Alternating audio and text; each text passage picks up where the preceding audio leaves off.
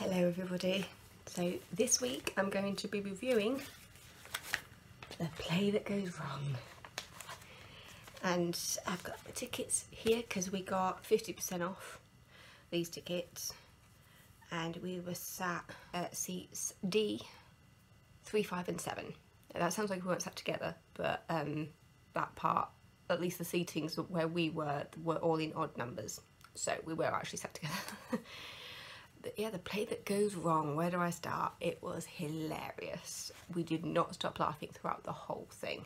Now, I do actually have a little bit of history with this show because I actually saw it in Leeds before it went into the West End. Because it's one of the very few shows, to be honest, I think it might have been the first show to do a tour around the UK before it went into the West End. Which was pretty cool. It was very, very cool. Because when I saw it in Leeds, I didn't stop laughing. And I was sat in the dress circle for that one. It was absolutely brilliant in Leeds, and I admit when I thought about seeing it in America, I was just thinking, is it really going to be anything like the show that I saw in Leeds? Because, you know, it doesn't seem like the kind of show that, at first glance, it doesn't seem like the kind of show that Americans would enjoy. I'm not sure if enjoy is the right word. It just doesn't seem like a very American show.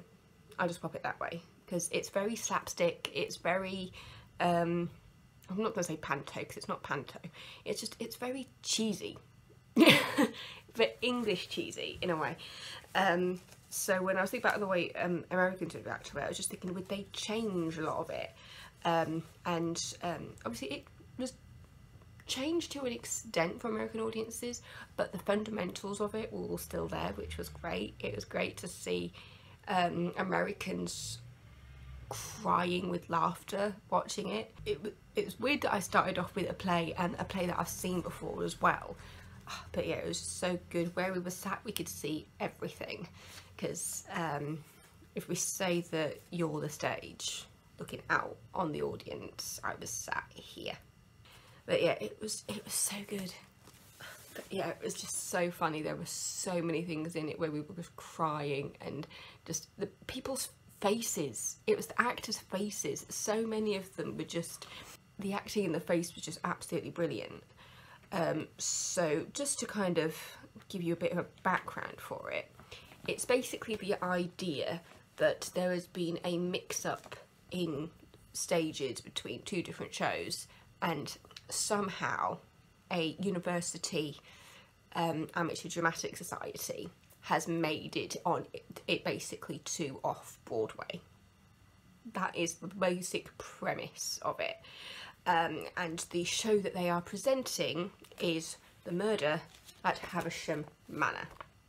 So that is the show that we are seeing. This is the play that goes wrong. And it was just so funny. I would say, because there's no small parts. I mean, people always say there's no small parts in the theatre, but everybody got their moment to shine in this show. Everybody has their little moment where they're in the spotlight, and you know, there's even a little bit of magic in there. To be honest, there's a bit of magic in there, and there's a points when you're looking at it thinking, hang on a second, how did that happen? How did they do that? And I admit I know a couple of the secrets, which I'm not going to share, because when I saw it in Leeds, I saw it with an old friend called Xander and a friend of his called Sarah, and Sarah actually knew somebody in the cast. So after the show, I went and had just a drink with them after the show. Not the entire cast, it was with Xander. Was that Xander there as well? I think it was me, Xander, Sarah, and was it Greg? I think his name was Greg. My Instagram will tell me. It's been a long time. I only met him the one time, but he was absolutely, it was so nice to talk to him and kind of, yeah, so I'll see if I can get a good picture of the guy that I met. Yeah, because that's the picture to show you. Sorry, mate. I admit, he did actually make it onto Broadway as well, so that's a picture, oh, it's a bit shiny, of the guy that I met. Yeah, because after the Leeds tour he went to London, and then he was also able to take the show out to America as well. So it's the core group that kind of got it to America in the first place. And it's just talking to him afterwards kind of about the some like the little tricks and stuff that they do in the show. I didn't get all the secrets. There's still a secret that was in the Broadway version that I still haven't a clue how they did it. And again, magic of the theatre. And it's just so funny. There's so many things that you think, how did they think of that? How did they think of that? And there's a guy who kind of sits at the top who's kind of like the stage manager, who kind of falls asleep halfway through. It's just so brilliant. It is interesting trying to do a review without trying to spoil kind of the show. So I got a free playbill for every single show I saw. So I think the marketing for this show is just brilliant. I mean, look at that. The play that goes wrong, and it's been printed wrong. And also in all the adverts in here, all the adverts here are upside down, just to show about how wrong it goes. My mum was so excited. Also, to be fair, my dad was as well, but my mum was really excited about seeing this because she saw, was it the Peter Pan Goes Wrong? There was a Christmas one that they did. I think it was the Peter Pan one that she saw on the BBC, and she did not stop laughing when it was on TV, and she was really looking forward to it, and she wasn't disappointed. It was just absolutely brilliant. It's so clever. There's different parts where you see like all the, because it kind of starts off with kind of the director of the show, I say director of the show, stepping out and saying, so yes, thank you for welcoming us to this off-Broadway theatre. There's some very good English accents in it, by the way. It's just, even just looking at the advert for the Murder at Havisham Manor just in this, because as I say, it's like a show within a show, and you've got, because everybody has like two names, because you've got the actor's name and then you've got the actor that they're playing followed by the character name. And when you'll see just like the same name over and over again, saying this person did the director, designer, costume designer, prop maker, box office manager, press and PR, dramaturgy, voice coach, dialect coach, white choreographer, rehearsal role, Mr. Fitzroy, stage manager, lighting and sound operator.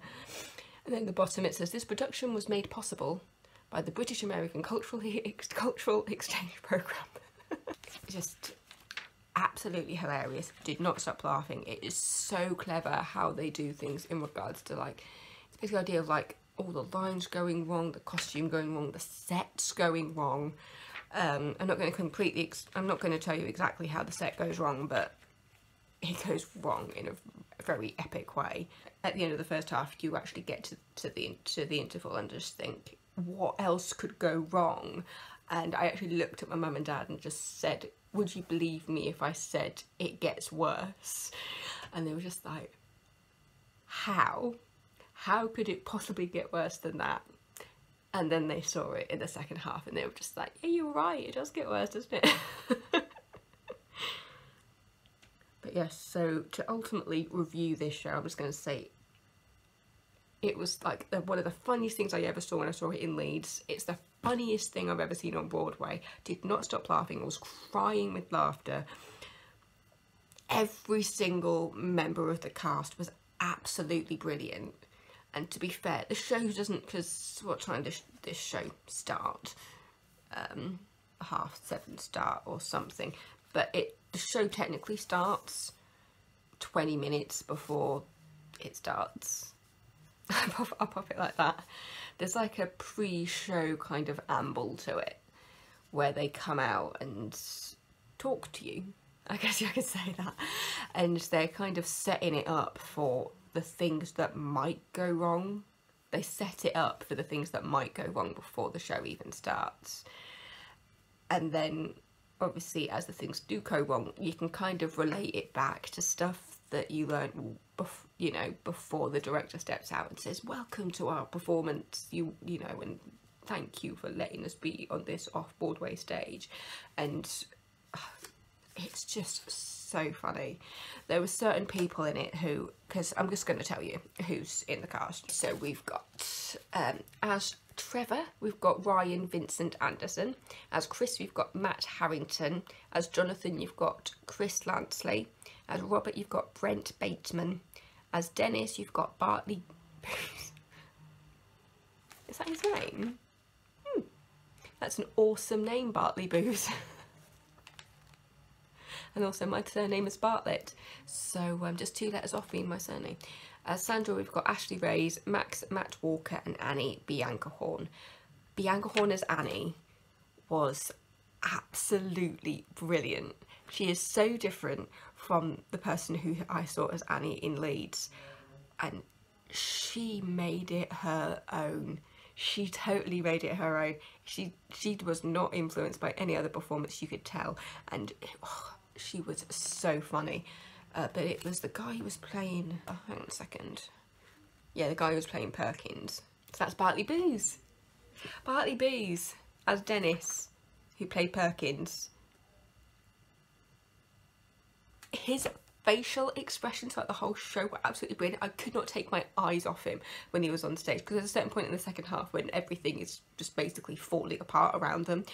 His screams, his reactions as like things start breaking, just absolutely perfect. Absolutely perfect. It was just so good. And then you've also got as bit of a spoiler here, but there's a point in the second half when you've got the stage manager Annie and the actress who plays the character of Florence. They're kind of at wits at each other because they're basically playing the same role at the same time, but they don't want to, because Annie kind of comes into her own when she realises she has to go on for Florence, and at first she's very wooden about it, and she's just like, oh my god, this is so dramatic. There's like nothing in it, which is part of the comedy. And then, you know, as she starts kind of getting into it, and she starts getting into, like, you know, Florence having one of her turns and stuff, but then when Sandra comes back on as Florence, then Annie kind of comes into her own and is just like trying to stop Sandra from being Florence because she wants to be Florence, and so there's this huge kind of war between the two of them of trying to kind of up each other when it comes to the lines, and it is so funny. The actresses worked so well together. You wonder how you do a show like this without just laughing every single night, but I'm sure, considering the fact that the way this must have been like created and workshopped, then I'm sure there's things that different people laugh at, so there'll be things that they didn't realise was as funny until they got it in front of an audience. To be a part of an ensemble like that is just a dream, I think, because they all just work so well off each other. There's so many little things that you can bring to your characters. There's a point, because obviously it's the murder at Havisham Hall, so the first thing you see is like a dead body on the stage, and there's a point when they're walking up and down, and as I said, everything goes wrong. You know, it's supposed to be an amateur dramatics, you know, that's been accidentally put on an off-Broadway stage, and they're trying to keep it together and failing miserably. And there's a point when the dead body, there's actors running up and down the stage, and they keep like stepping on his hand. I say stepping on his hand. So there's a point when he actually starts to move his hand in.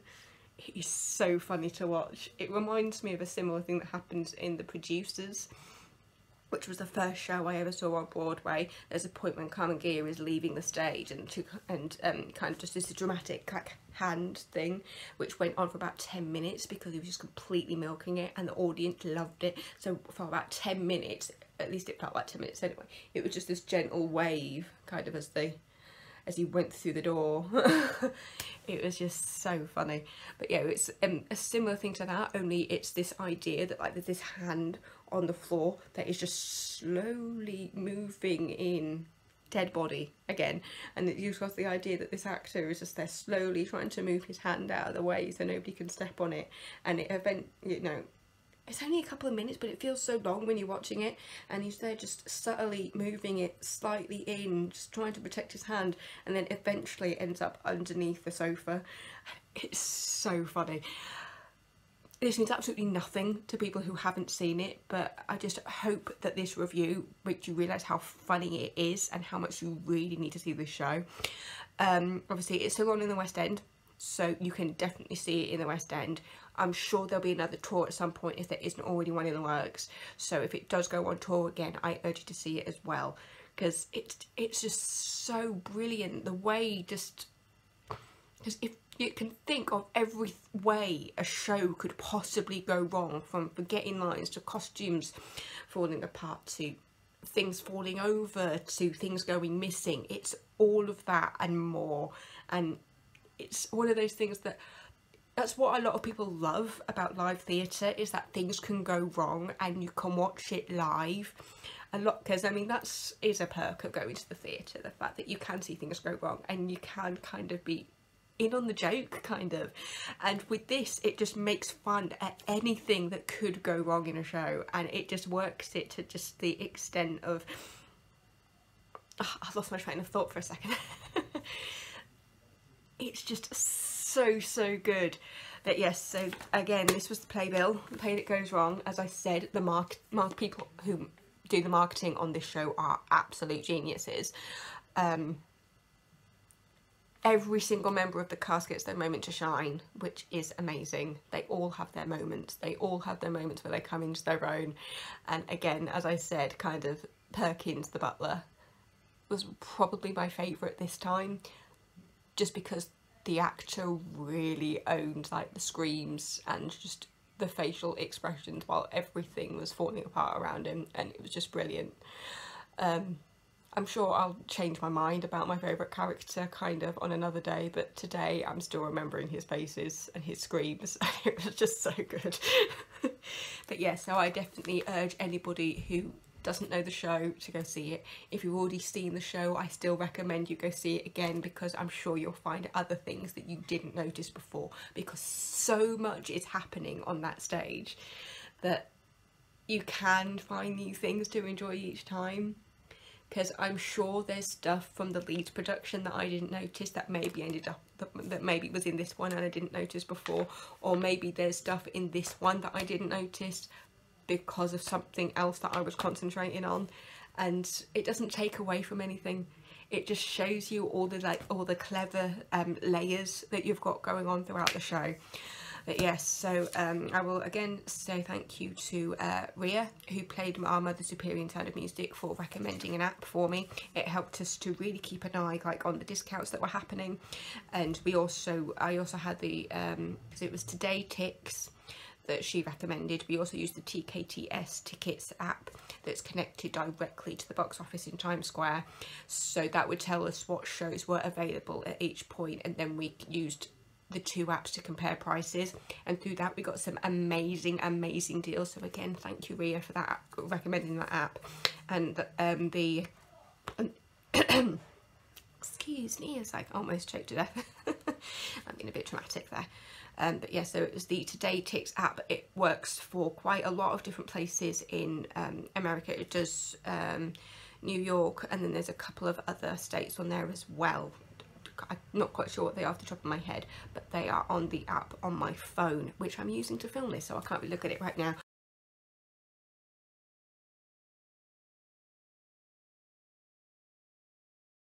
To mind my language, fucking brilliant show. I think that's the only way to describe it. And that language there is not used in a vulgar way. It's just to show how incredible this show was. So again, we were sat in D3, 5 and 7 in the orchestra, which is the kind of the equivalent of the stalls. But yeah, as I said, with the app we managed to get 50% off. We got half off on our tickets, and yeah. So that's my first review of the first show that I saw in New York. The next review will be Beetlejuice. Yeah, so that's what we're seeing. So that's what you will be seeing next week. Yeah. Okay, I'm coming.